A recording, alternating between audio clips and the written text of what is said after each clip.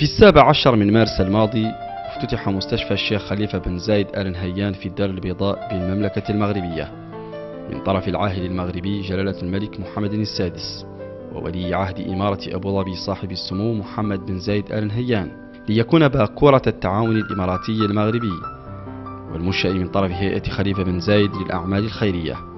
كما تتعدى خدمات هذا المستشفى النوعي حدود المملكة المغربية، حيث يأخذ بالحسبان حاجات الشعوب المغاربية والإفريقية إلى علاجات وخدمات طبية من الدرجة الثالثة، وهي أعلى مرتبة في درجات التميز الصحي. وتبلغ الطاقة الاستيعابية لمستشفى الشيخ خليفة بن زايد آل نهيان في الدار البيضاء 205 من الأسرة، منها 62 سريرا للاستشفاء اليومي، و46 قاعة للاستشارات الطبية، و85 قاعة للعلاج والاستكشافات. ويؤمن الخدمات الطبية به طاقم يتألف من 740 موظفا، من ضمنهم 130 طبيبا يعملون بشكل دائم.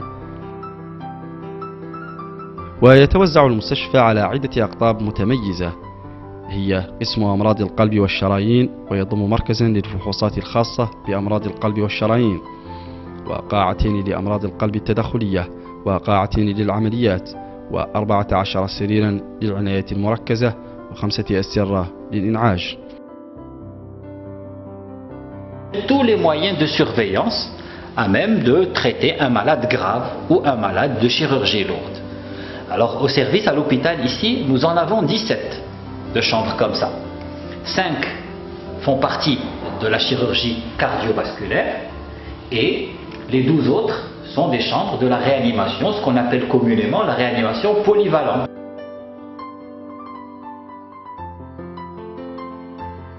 Et là, nous avons 6 chambres. À droite, c'est tout ce qui est surveillance des patients, avec un micro centralisé et tout ce qui est surveillance des malades. C'est-à-dire qu'on a tous les renseignements sur les patients au niveau de la console d'aide. Et donc, le personnel peut suivre ces malades directement.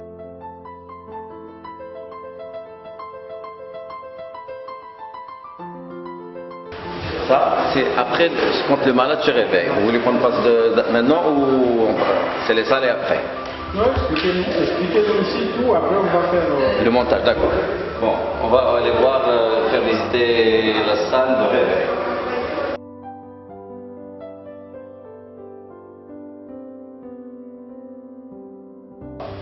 Quand le malade se réveille du bloc opératoire, c'est là qu'on les ramène pour les réveiller. Après le réveil, il y en a qui passent directement au service de réanimation, d'autres qui passent directement au service d'hospitalisation. أما قطب المستعجلات فيضم مركزا للصدمات، وهو يتوفر على 6 قاعات للفحوصات والعلاج، و4 مراكز لاستقبال الحالات المستعجلة الحرجة، و4 سيارات إسعاف خاصة بالإنعاش مجهزة بالأدوية، و12 سريرا للعناية المركزة متعددة التخصصات، وقاعتين للعمليات متعددة التخصصات، و4 أسرة خاصة بالحروقات. Une machine de neuronavigation. Donc ici il y a la neuronavigation, il faut bien nous expliquer un peu. Pas de problème. La neuronavigation, c'est comme un GPS. C'est-à-dire que le neurochirurgien se sert de cette machine pour savoir où c'est qu'il est et dans quelle direction il doit prendre. Évidemment, ce n'est pas la machine qui remplace le neurochirurgien, c'est une aide, comme un GPS dans une voiture. Il faut avoir un permis de conduire une voiture et pour avoir un GPS donc, dans cette voiture. Et donc là, par exemple, il a contouré une tumeur, il est en train de cibler sa tumeur et on voit là-bas, il a un microscope qui bouge tout seul, qui est robotisé et qui est en train de suivre chaque mouvement de son pointeur. Si vous regardez, il a bougé son pointeur, tout bouge. Et le microscope bouge tout seul, avec un mouvement robotisé. Oui. Et juste refaire le mouvement, on va pointer à un autre endroit. Can you redo the pointing somewhere else? ده جهاز الملاحة يقدر يعرف الدكتور مكان الورم فين ويقدر يخش له في أقصر طريق ازاي. وعندنا الميكروسكوب يقدر يساعد الدكتور واصل بالنافيجيشن ويقدر يساعد الدكتور ويعرفوا فين مكان الورم. والميكروسكوب بيتحرك اوتوماتيك ورا النافيجيشن، ورا الآلة بتاعت النافيجيشن. أول ما نحرك الآلة الميكروسكوب هيتحرك اوتوماتيك عليها الميكروسكوب دلوقتي بيتحرك اوتوماتيك للآلة بتاعت الملاحة. وعندنا برضو الباز دايكوم فيور بيقدر يعرض دايكوم داتا، ونقدر نعرض الفيديو بتاع الميكروسكوب عليه ونعرض دايكوم داتا كده. فيسلز نعرض الفيسلز والاكزيال والكرونال والساجيتال وكل الاشكال نقدر نعرضها، وال 3 دي بتاع المريض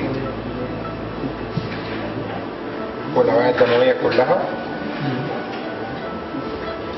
في نفس الوقت زي ما قلت قبل كده نقدر ناخد الفيديو بتاع الميكروسكوب او اي فيديو في اوضه العمليات ونعرضه هنا على الشاشه دي ويبقى واضح قدامنا زي كده. شكرا.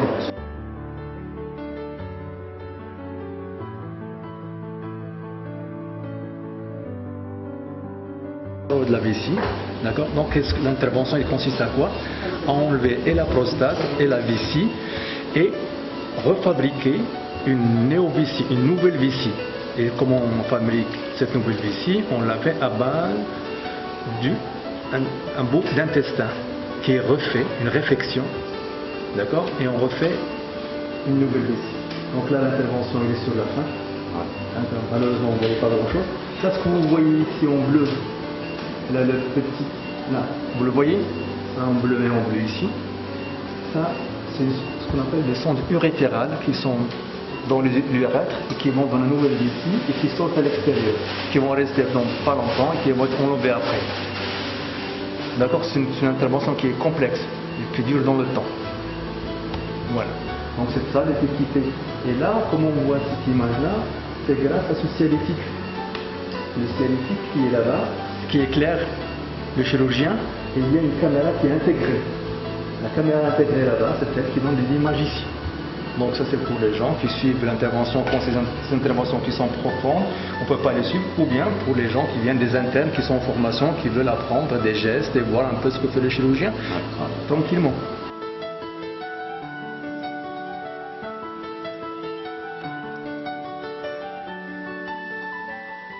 هذا القسم أمراض القلب والشرايين متكون من أحدث المعدات وأحدث مكان لتشخيص وتطبيب جميع أنواع الأمراض القلب. القسم ديالنا متكون من مصلحة ل hospitalisation, comment on dit hospitalisation, قسم pour l'hospitalisation des malades, قسم la consultation و في الجميع قسم ما يسمى les explorations في les explorations non invasives يعني بالأشعة l'échocardiographie. عندنا أيضا l'épreuve d'effort, l'écho de stress, l'écho d'effort. وعندنا أيضا les explorations invasives يعني الكاتيتيريزم للقسطرة ولتشخيص أمراض شرايين القلب. وبالنسبة لقطب الأم والطفل فيضم 3 قاعات للولادة و26 سريرا للاستشفاء خاصا بالأم والطفل و12 سريرا للإنعاش متعدد التخصصات و8 أسرة للإنعاش حديث الولادة قابل للتمديد إلى 16 سريرا وقاعة للعمليات. وأخيرا هناك قطب السرطان ويتضمن 3 غرف خاصة بالطب الإشعاعي الخارجي وغرفة للعلاج المحلي للأشعة و9 أسرة للعلاج الكيميائي قابلة للتمديد إلى 18 سريرا وقاعتين للعمليات مجهزتين بمعدات خاصة بالطب النووي. ويضم مستشفى الشيخ خليفة بن زايد آل نهيان في الدار البيضاء فضلا عن ذلك مصلحة للطب الإشعاعي ومركزا للتنظير الباطني متعدد التخصصات ومركز للألم ومختبرا. وهكذا تتوفر مصلحة الطب الإشعاعي على جهازين للتصوير بالرنين المغناطيسي وجهاز سكاينر و9 أشعة للتصوير بالصدى وجهازين للتصوير الإشعاعي للثدي وقاعتين للتصوير بالأشعة وجهازا لقياس كثافة العظام و6 أشعة متنقلة للتصوير بالأشعة.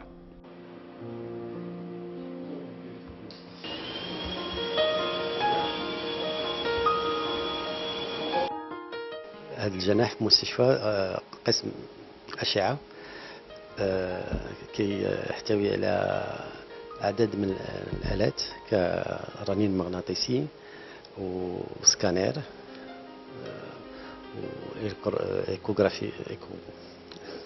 إيكوغرافي تشخيص بالصدى وراديوغرافي. أهمية هذه الآلات هي أنها أكثر حداثة من الآليات السابقة وكتسمح لنا أننا نقوموا بالتشخيص ديال تقريبا جميع الأمراض اللي حاليا يمكن بشكل أدق.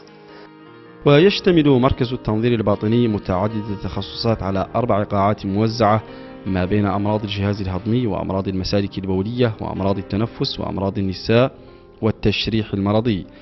أما بالنسبة لمركز الألم فيجمع بين اختصاصات مختلفة هي التخدير والأمراض العصبية والأمراض العقلية، فيما يوفر المختبر خدمات في مجال الكيمياء الحيوية وعلم الدم وعلم الأحياء الدقيقة وعلم الفيروسات والمناعة والتشريح الطبي.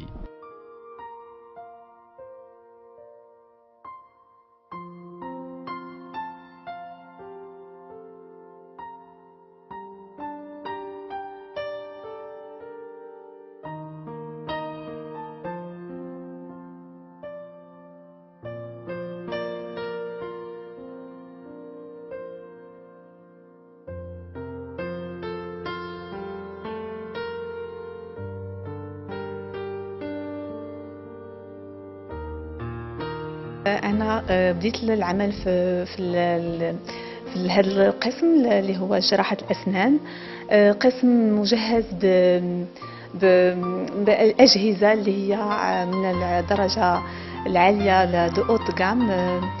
أنا كنت كنقري في اليونيفرسيتي الأسترالي وكنت شاف سيرفيس اون اورتودونسي، دونك يمكن لي نعطي مقارنة الليفل ديال هاد لو فوتاي وديال الاجهزه المستعملين هما درجه في نفس الدرجه كالاجهزه المستعمله في الخارج. دونك حنا كنقدموا بزاف التخصصات: زراعه الاسنان، تقويم الاسنان، كنعالجوا امراض اللثه واشياء اخرى اللي هي اللي يطلبها المستهلك.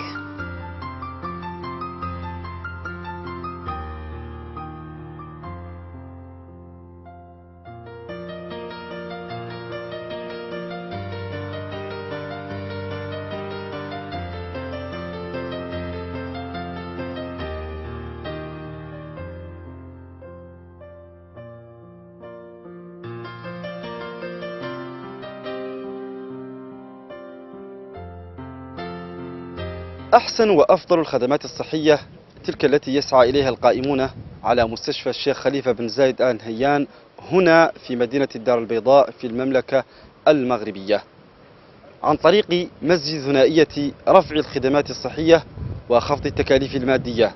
وهذا ما أسس أو بدأ يؤسس لرؤية جديدة للخدمات الصحية، ليس فقط على مستوى المملكة المغربية وإنما على مستوى العالم العربي ككل.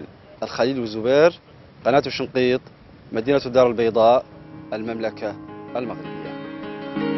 في الدار البيضاء وإن شاء الله كانت إن شاء الله مزيانين، ما شاء الله مزيان الحمد لله. طيش ميرسي مدام طيش. Merci à vous d'être venu. شكرا بزاف. كثير